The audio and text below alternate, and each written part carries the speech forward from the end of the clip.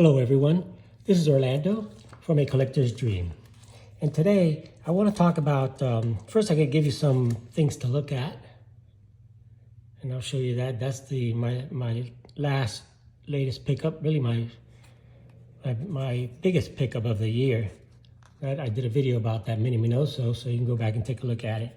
But what I really wanted to talk about today is a few things. I have not done a pickup video when I went to the last card show here in the Fort Lauderdale area, and I also want to do and when I went to the card shop in Orlando, I didn't do a video on that, and I'll show you what I picked up at those places, and which was not much, but I'll give you a shot there, and I'll also show you a card for vintage oddball cards for Rick.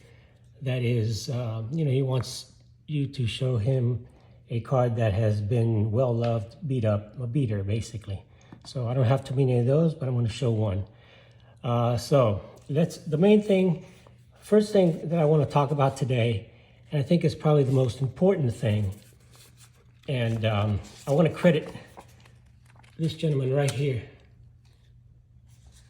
I want to give John Mangini a huge shout out. He should have 1 million subs by now.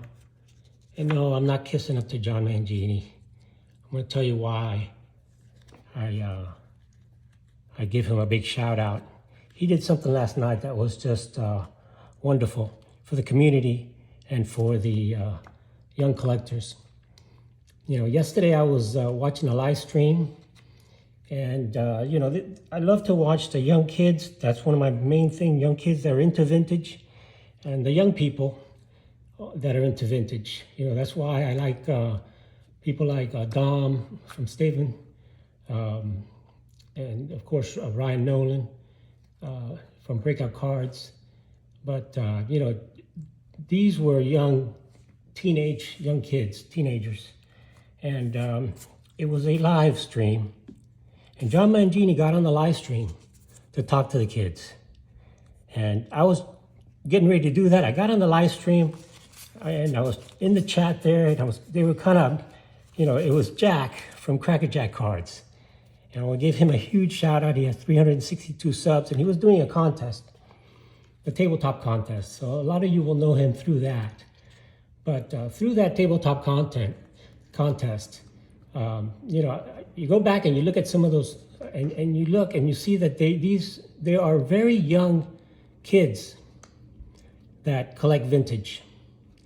And I subscribe to these kids, and I'm following these kids, and they did a live stream, and there were a couple people on the live chat, and I was on there also, and I got a text, they were texting, Lou Rock and Brent from Nearman Musings, and they were texting back and forth on card that they had gotten. I was texting back to them, and I was kind of watching the live stream and kind of trying to get involved in the live stream at the same time. So I told them, hey, check out the live stream. So Lou Rock got on and stuff. Well, eventually, it was an exciting live stream where the kids, there was Caden, Pure Collector.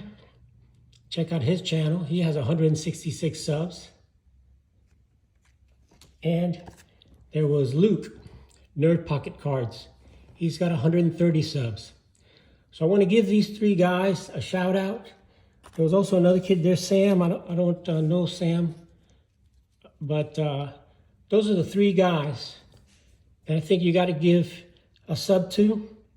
They're just young kids. If you want to watch the live stream, it's on Cracker Jack Cards live stream, and I think he posted it this morning.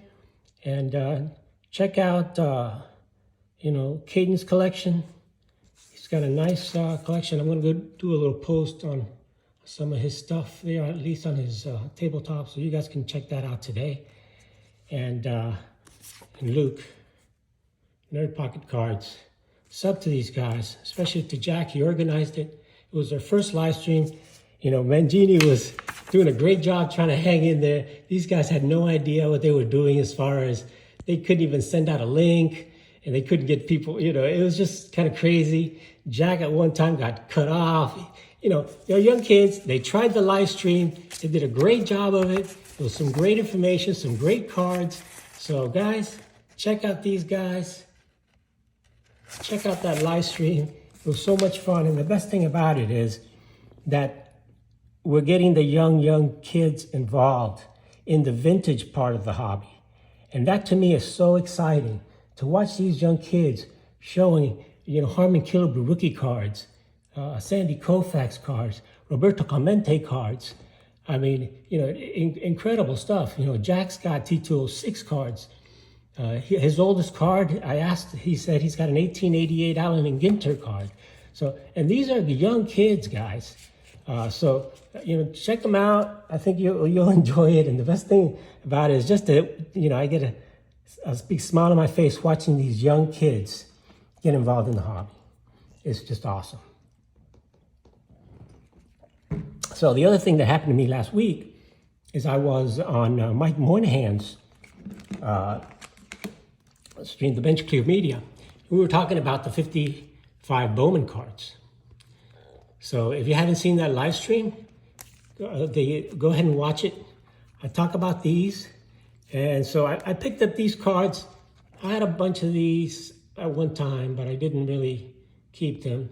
So I did pick up all of these commons at the card shop in Orlando.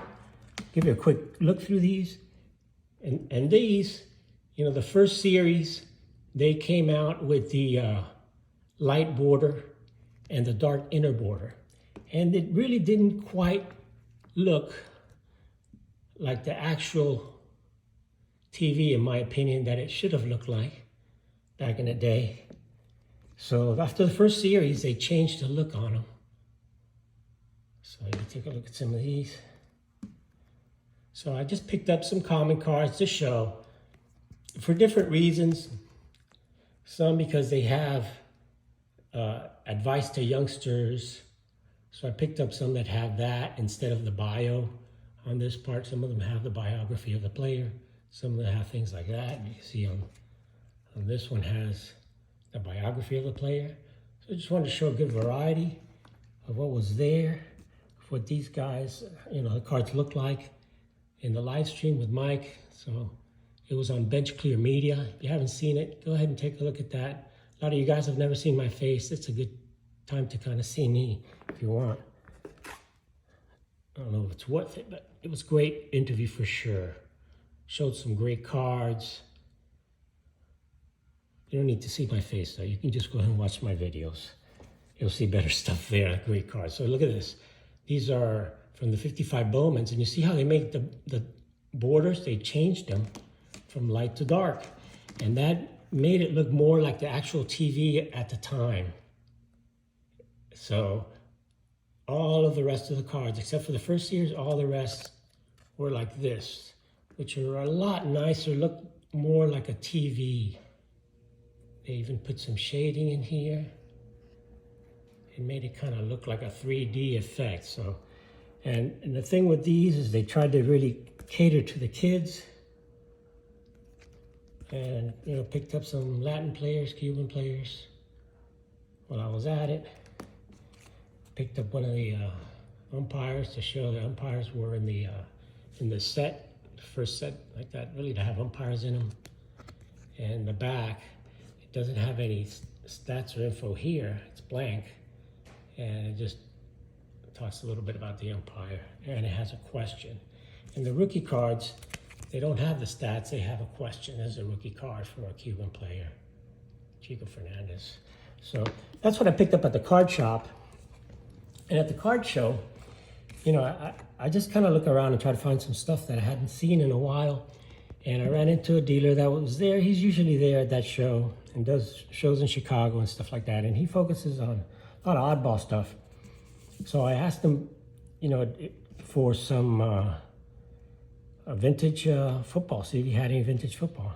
And he showed me a few things. I said, do you have any oddball vintage football stuff? And he said, I got a couple of things. And he brought this out. This Johnny Unitas Kellogg's 3D. It's a 1970 Johnny Unitas Kellogg's. But what's cool about this is a blank back. It's a test, it's a proof issue. It's a blank back. And I'd never seen this. I'd never seen a blank back. He said it was a test issue or a proof issue of the Unitas 70 Kellogg's.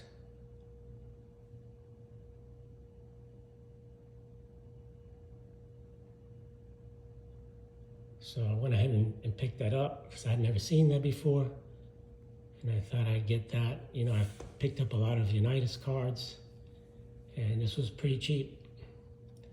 I picked up a lot of Unitas cards from the 60s and 70s because I think they're undervalued, and I think this is very similar to that. So I'm going to see, I'll possibly get that graded. But it's a proof. I don't think that SGC will grade this. I think PSA will, so we'll check it out. He told me that SGC probably will not grade it.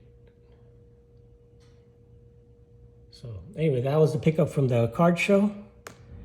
And last thing I want to do is I want to show you the my beater card. And this is for Rick, Vintage Oddball Cards. And he is running a contest to show you, he wants us to show him a beater card. And for me, you know, I don't have many beater cards, sorry to say, guys. I've thrown away or sold, not thrown away, give away mostly. Gave away all of my beaters or sold whatever I did, I had back in the day. But when I collected, the 1970 set was the first set that I ever collected. And I pulled from packs. And I had so many of these that I had probably in the set. When I went through it and found it in the shoe boxes, I had probably 3 or 4 of each card from 1970. Except for the Pete Rose. So if you've seen my 1970 set, you know how nice that set is? That's because I had probably 3 or 4 of every single card on that set. And the least I'd have is like a double of those cards. And I put the set together picking out the best cards. But the only one that I only had one of was the Pete Rose. So this was the one that I used to play with. I remember I had this in my back pocket at one time. Probably when I creased it all up. It's got a tear in it. You see, it's got a tear. Don't have any cards like that other than this Pete Rose because it came from my original collection when I pulled it out of the pack. And I only had one Pete Rose in the entire shoebox of cards from 1970. And I must have had 1,000 cards from 1970. But I only got one Pete Rose, and this is it. So this is part of my set. And I don't know why I never upgraded.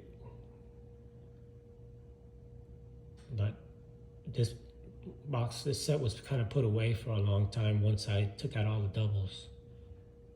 But it's beat up, Rick. It's my worst card. I don't have anything with tape. I could maybe put some tape on there or something for you, but you know, this is not going to win the contest. You know, even though it does have a lot of creases, corners are bent, creases up here.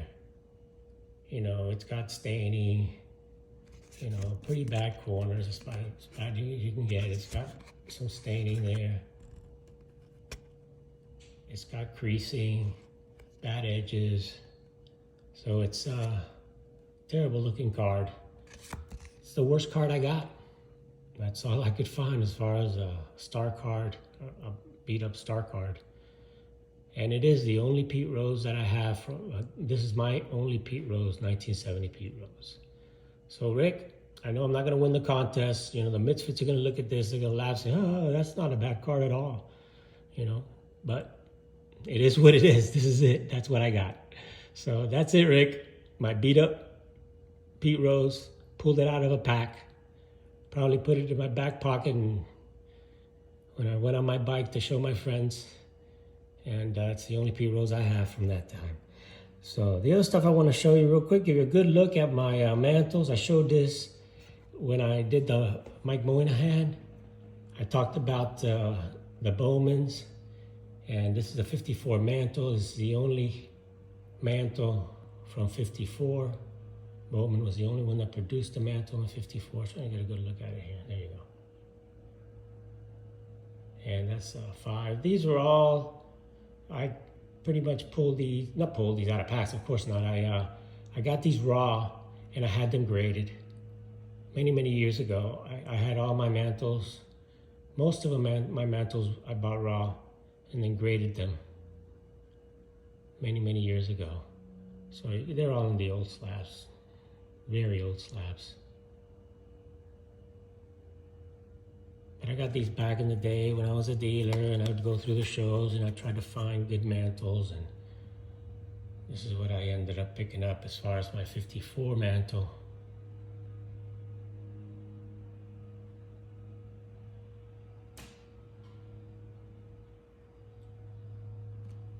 Good look at that. That's the 54 mantle. And then what happened after that was that Bowman decided to do the horizontal, and this was nice, just off center, top to bottom.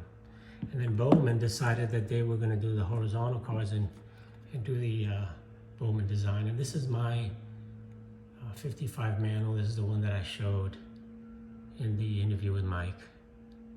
And it's a 6. You can see it's an old slab, doesn't even have the PSA thing on it there. And this is a 6. And this is nicely centered top to bottom. It's a little off side to side, but these are really tough to find. And this is not one of my favorite mantles, but it's the only mantle from 1955, and that's the back. So it's the only mantle from 55. They didn't make, yeah, 55 and 54, they didn't make a mantle. Tops didn't have mantle. Bowman had the exclusive rights to mantle. So I just wish they would have done something better with that, like Tops did in 56. So that's the Bowman mantles. I wanted to give you guys a good look at that. And then the Minoso, you can take a good look at that in my video that I posted a few days ago. So anyway, guys, just want to thank you for watching. You got to sub to this guy, Caden, Pure Collector, Jack, Cracker Jack Cards. Give these kids a sub, Luke, Nerd Pocket. And of course, thank you, Mr. John Mangini, for helping get these youngsters, get these young kids into the vintage market, into the vintage collecting. You know, we want to get these kids involved, and this is how you start. And let me tell you, they had questions, and John did a great job of showing his cards and asking them what year they were, stuff like that. And that's how you get the kids involved. They were pretty smart, though, and they had good collections. So check out their channels. Thank you, everyone, for watching my channel. Please like and subscribe. Have an awesome day. This is Orlando from My Collector's Dream. Thank you so much for watching my videos.